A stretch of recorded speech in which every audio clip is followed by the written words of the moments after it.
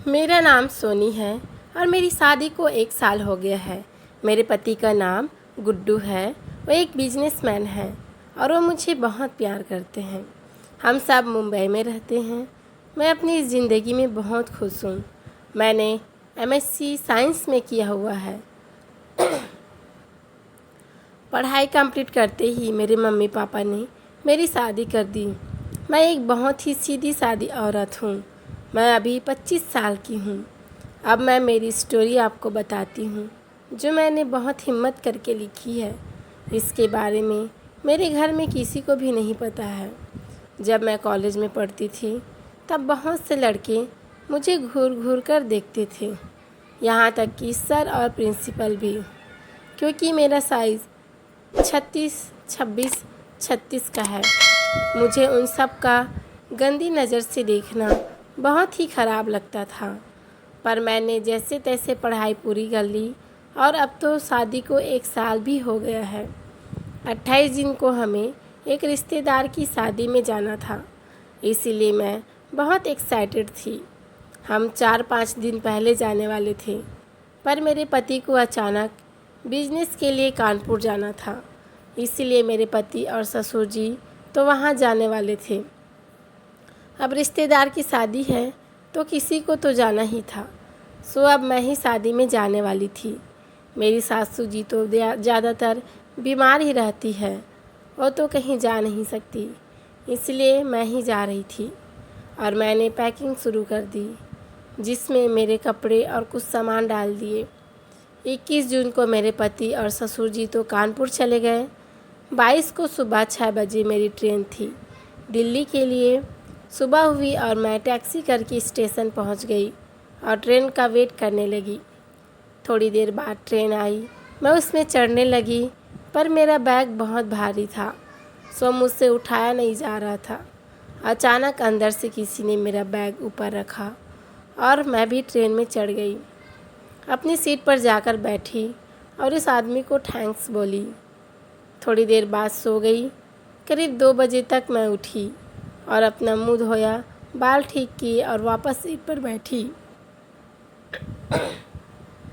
वो आदमी जिसने मेरी हेल्प की थी मेरे सामने वाली सीट पर ही बैठा था। उसकी भी वही सीट थी। हमारे बीच थोड़ी बातें हुई। उसका नाम सुरजीत था। वो करीब 50 से 55 साल का था। फिर शाम हुई और मैंने चाय पी। हम दोनों बातें तो कर ही रहे थे। रात के 12 बजे करीब दिल्ली आया। उस आदमी ने मेरा बैग उतारा और मैं एक टैक्सी में बैठकर शादी वाले घर चली गई, जिसमें 1 घंटे का रास्ता था। अब मैं बहुत थक चुकी थी, क्योंकि सफ़र इतना लंबा था। इसलिए घर में घुसी तो सब सो रहे थे, क्योंकि रात के 1 बज चुके थे। मैंने सोचा रात को क्यों किसी को परेशान करूं, जहां भी जगह मिले सो जाती हूं। थोड़ी देर बाद मुझे एक बड़ा कमरा मिला, जो एक हॉल जितना बड़ा था। सोते हुए लोगों को परेशानी ना हो, इसलिए मैंने लाइट नहीं जलाई और फ़ोन की लाइट से जगह ढूंढी और पास में ही बिस्तर पड़े थे, बिछाकर सो गई। सभी लोग ज़मीन पर ही गद्दा, चादर और तकिया लगाकर सो रहे थे, इसलिए मैं भी सो गई। थोड़ी देर बाद मुझे गहरी नींद आ गई, क्योंकि मैं सफ़र से थकी हुई थी। मेरे पास एक आदमी सो रहा था और ये बात मुझे नहीं पता थी। मैंने तो सोचा ये हॉल में सभी लेडीज़ और जेंट्स मिक्स ही सो रहे होंगे, पर वो सिर्फ मर्दों का ही कमरा था। मैं गहरी नींद में सो रही थी। पीछे से वो आदमी मेरे पास आकर सो गया और धीरे धीरे वह मेरे करीब आने लगा। थोड़ी देर में जब मैं नींद में इस ओर मुड़ी, तब वो आदमी मेरे सामने ही था। उसको ये नहीं पता था मैं कौन हूँ, कैसी दिखती हूँ, फिर भी वो ये सब कर रहा था। वो भी सोच रहा था मर्दों के कमरों में ये औरत कौन आकर सोई है। जब मैं उसके सामने की ओर मुँह करके सो रही थी, तब उसने धीरे से मेरे कमर पर हाथ रख दिया। फिर अचानक से लाइट जली और एक आदमी कमरे में आया। उसने मुझे देखा तो हैरान हो गया कि यार ये औरत कौन है और इस तरह मर्दों के कमरे में कैसे सो रही है। मुझे देखकर शायद उसकी भी नीयत बदल गई और लाइट ऑफ करके वो भी बिस्तर पर ले के मेरे पास आके सो गया। फिर पहले वाले ने धीरे से मेरे चेहरे पर उंगलियां फिराई। मैं साड़ी पहनी हुई थी। पीछे वाले आदमी ने मेरे ऊपर अपनी हाथ रख दी और सामने वाला मुझे घूर रहा था। एक ने अपने फ़ोन से फ्लैश ऑन करके मेरी फ़ोटो खींच ली। तभी अचानक मेरी नींद खुली और मेरी हालत देखकर तो मैं हैरान ही रह गई। सोचा कि ये क्या हो गया। मैं अपने कपड़े ढूंढने लगी। मेरे तन पर एक भी कपड़ा नहीं था। तभी एक ने मेरा हाथ पकड़कर मुझे खींचा और बोला, तेरा कपड़ा तुझे नहीं मिलेगा। और दूसरे ने मुझे वो मेरी फ़ोटो दिखाई। मुझे तो कुछ समझ ही नहीं आ रहा था। मैं उनसे बोली कि मुझे मेरे कपड़े दे दो, वरना मैं सबको बता दूंगी। तब एक ने कहा कि ये कमरा सिर्फ मर्दों का है और तुम्हारी फ़ोटो भी हम सबको दिखा देंगे। आखिर मैं सीधी सादी औरत हूँ और ये कहाँ फंस गई थी। मैं तो मजबूर थी। एक ने मुझे अपनी बाहों में लिया और मुझे प्यार करने लगा। दूसरे ने मेरी साड़ी उतारकर पास में रख दी। अब मैं एक सीधी सादी औरत दो अनजान मर्दों के बीच सोई हुई थी। मैं मजबूर थी क्योंकि उन लोगों ने मेरा बिना कपड़ों के फ़ोटो जो लिया था। काफ़ी देर तक वो मुझे बारी बारी से छू रहे थे। वो मुझे बूढ़े लग रहे थे। मैं मजबूरी में उनको बर्दाश्त कर रही थी। तभी अचानक दरवाज़ा बजा। वो दोनों तो अपने अपने चादर में घुस गए, पर मुझे चादर अंधेरे में नहीं मिला तो मैंने अपनी साड़ी ओढ़ ली। उस आदमी ने लाइट जलाई। उसने मेरी तरफ देखा। लाइट की वजह से मेरा बदन साफ साफ दिख रहा था। उसने लाइट ऑफ की और सीधा मेरे पास आकर ही सो गया। मैंने सोचा कि अब तो और मरी, तीसरा और आ गया। अब मैंने सोचा ये तीनों तो मुझे अब मार ही देंगे। बारी बारी से 2 घंटे तक वो मुझे छूते रहे। मैंने मना भी किया, पर उन्होंने मेरी बात ही नहीं सुनी। आखिर में जब वो थक गए तो जाकर सो गए। मैंने भी अपनी साड़ी पहन लिए। तभी एक ने मुझे अपनी ओर खींचा और मुझे अपने साथ में लेकर सो गया, जैसे मैं उसकी पत्नी हूँ। मैं रात भर उसके साथ में ही सोई रही। सुबह हुई और मैं जल्दी उठ गई और उस कमरे से बाहर चली गई। रात वाली बात अब भी मेरे दिमाग में घूम रही थी।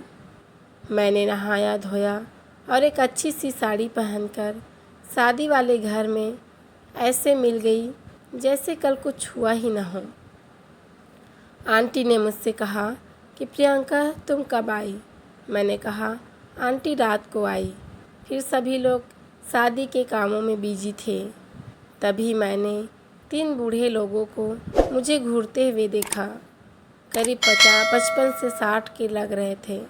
मुझे बड़ा अजीब लगा, पर मैं इधर उधर चली गई। वो भी मेरे पीछे पीछे ही आ रहे थे। मुझे थोड़ा अजीब लगा और मैंने उनसे कहा कि कौन हैं आप और इतनी देर से मुझे क्यों देख रहे हैं? तभी एक ने फ़ोन निकाला और मुझे वो मेरी रात वाली फ़ोटो दिखाई। मैं तो एकदम से चुप ही हो गई। वो मुझे अकेले में ले गए और बोला, तुम बड़ी आकर्षक हो।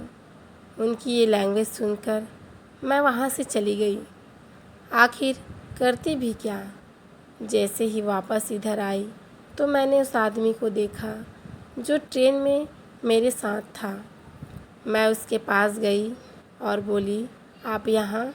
वो मुझे देखकर बहुत खुश हुआ और बोला, हाँ मेरे रिश्तेदार की शादी है।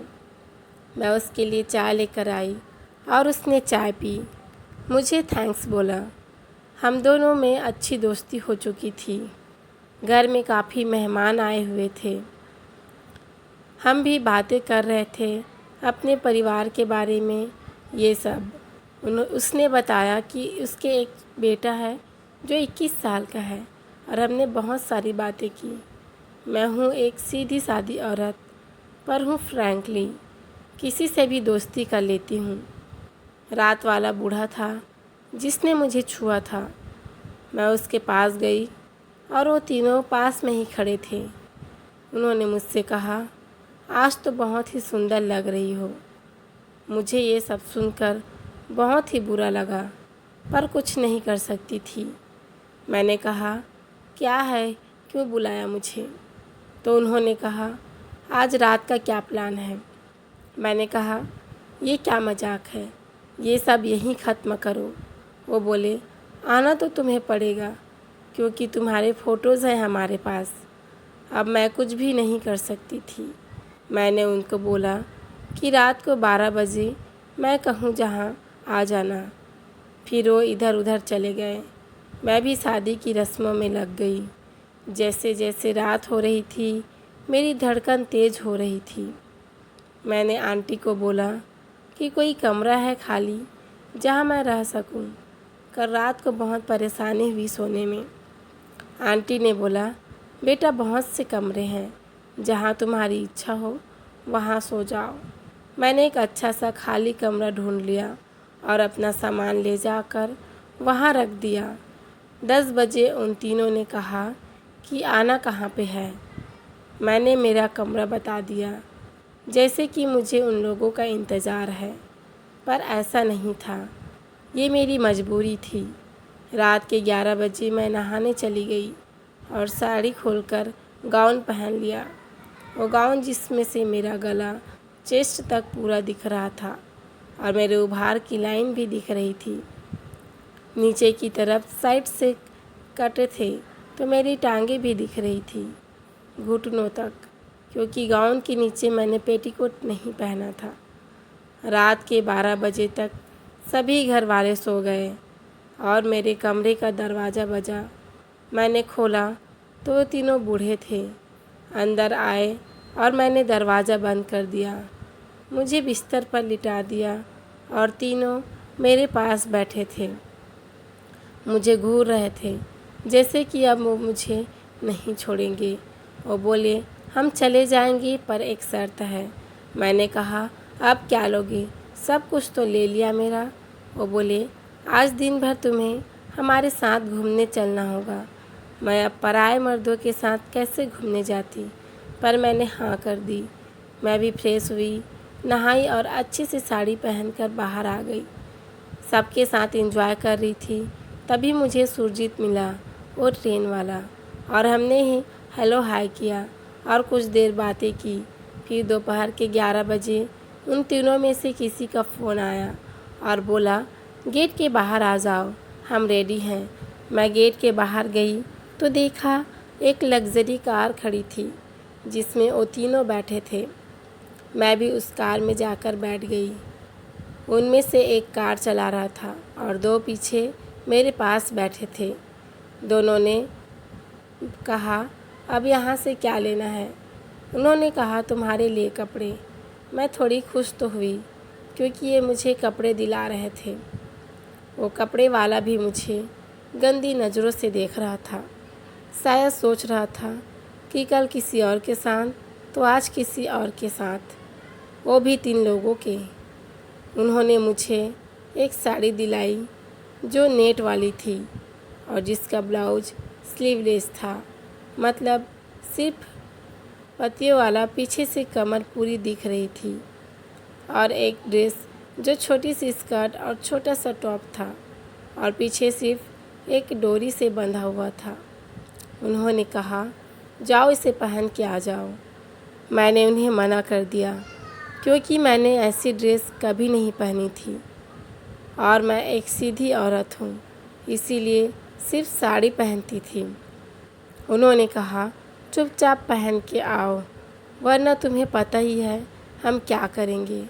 मैंने कहा, ऐसा मत करो प्लीज़, मैं ऐसे कपड़े नहीं पहनती। वो बोले, जाकर पहन के आओ। मैं रूम में गई और साड़ी उतार कर और ड्रेस पहन कर आ गई। मैंने पहन ली। मैंने भी उनसे बातें की क्योंकि अब मैं उनके सामने खुल चुकी थी। उनका नाम अजीत, प्रेम और शक्ति था। मेरा नाम तो उनको पता ही था, प्रियंका। फिर थोड़ी देर बाद करीब 10 बजे वापस उसी बार में गए। अब बार में सिर्फ लड़के ही थे, लड़कियां दिख ही नहीं रही थी। सिर्फ डांसर्स दिख रही थी जो लड़कों के साथ डांस करती है और लड़के उनको पैसे देते हैं। वो तीनों ड्रिंक पी रहे थे और मुझे भी ज़बरदस्ती पिलाई। मैंने मना किया पर वो नहीं माने, क्योंकि मैंने पहले कभी ड्रिंक नहीं ली थी। मुझे उसका नशा चढ़ गया और मैं अजीब सी बातें करने लगी। मैं उठकर नशे में डांस करने लगी।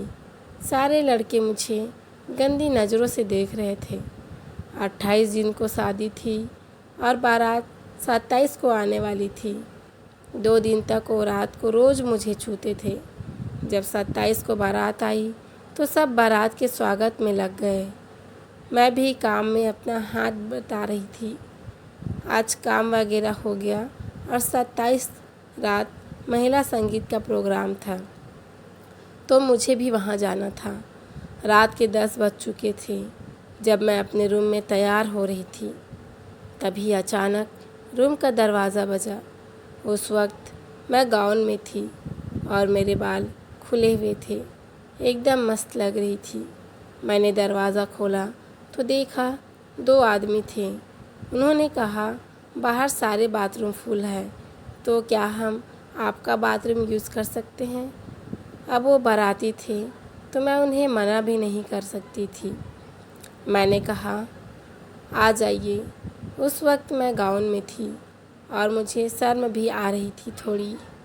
उसमें से एक बाथरूम में चला गया और दूसरा बेड पर बैठ गया। मुझे कहा, आप भी बैठ जाओ ना। तो मैं भी बैठ गई। मुझे तो तैयार होकर बाहर जाना था, पर उसके सामने तो तैयार नहीं हो सकती थी और बाथरूम में भी एक आदमी था। हमारे बीच बातचीत होने लगी, नाम वगैरह पूछा, जब तक वो एक बाहर आ गया और दूसरा अंदर चला गया।